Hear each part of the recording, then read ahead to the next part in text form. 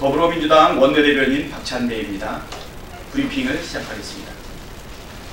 164건의 본회의 법안 상정을 환영하며 남은 정기국회 기간 동안 민생 경제에 활력을 불어넣을 법안 통과에 총력을 다할 것을 제안한다. 오늘 비쟁점 민생법안 164건의 본회의 상정을 기쁜 마음으로 환영합니다. 고교 무상교육 근거를 명문화한 초중등 교육법 개정안, 5.18 특별법 일부 개정안 등 국민들께서 기다려왔던 민생 법안이 드디어 본회의 상정 처리를 앞두고 있습니다. 늦게나마 일하는 국회의 모습을 보인 것에 대해 면구스럽지만 다행입니다. 그러나 경제 활성화와 국제 경쟁력 강화를 위해 반드시 필요한 경제 법안들은 아직도 정쟁에 묶여 있습니다. 미래 산업의 쌀이 반도체와 탄소 섬유라면 미래 산업의 원유는 데이터입니다. 국회는 국민의 쌀과 원유 확보를 위해 남은 정기국회 기간 최선을 다해야 합니다. 소재 부품 장비 분야의 높은 해외 의존도 문제 해결과 반도체 산업의 안정적인 성장을 위해서는 소재 부품 장비 산업 특별법의 통과가 시급합니다. 4차 산업혁명을 추동할 데이터 3법도 1년째 잠을 자고 있습니다.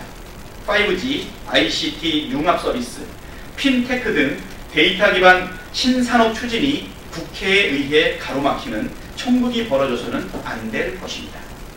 탄력 근로제, 단위 시간 확대 등과 관련한 근로기준법도 발이 묶여 있습니다. 이 법안들 모두 연내 통과되지 않으면 내년 총선 이후 자동 폐기될 위기에 처해집니다. 한국 경제의 패러다임을 변화시키고 활력을 불어넣을 수 있는 법안은 여야가 신속하게 합의 처리해야 합니다.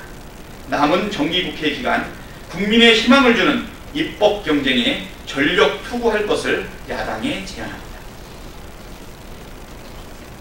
다음 브리핑입니다. 한국당 박찬주 1호 영입 논란, 의전환 황교안 대표다운 발상이다. 사람이 온다는 건 실은 어마어마한 일입니다. 한 사람의 일생이 오기 때문입니다.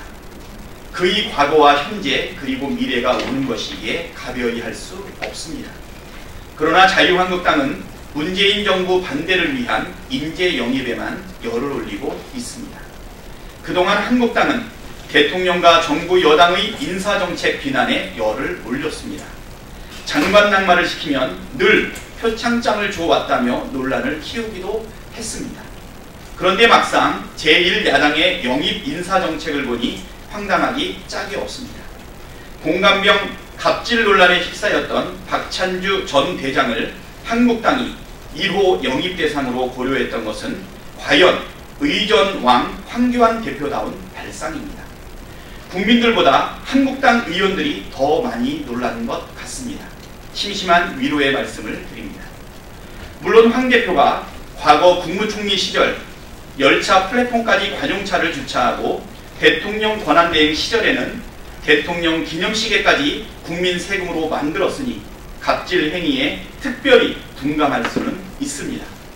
황 대표가 박찬주 전 대장에게 1호 영입의 상징성을 부여하려던 것이 의전을 중시하던 과거 영광을 재현하기 위한 것이 아니기를 바랍니다. 또한 황 대표의 대통령 권한대행 시절 군 계엄문건 연루 의혹까지 불거졌는데 적절한 영입 예의였는지도 의문입니다. 100번 양보해서 생각하면 박찬주 전 대장이 사성장군으로서 군 통솔력과 지휘에는 능할 수도 있겠다 싶습니다. 그러나 정치의 영역은 국민을 통솔하기보다 섬기는 것에 최적화되어야만 합니다. 한국당의 인재 영입이 미래 지향에 초점을 맞추기를 바랍니다.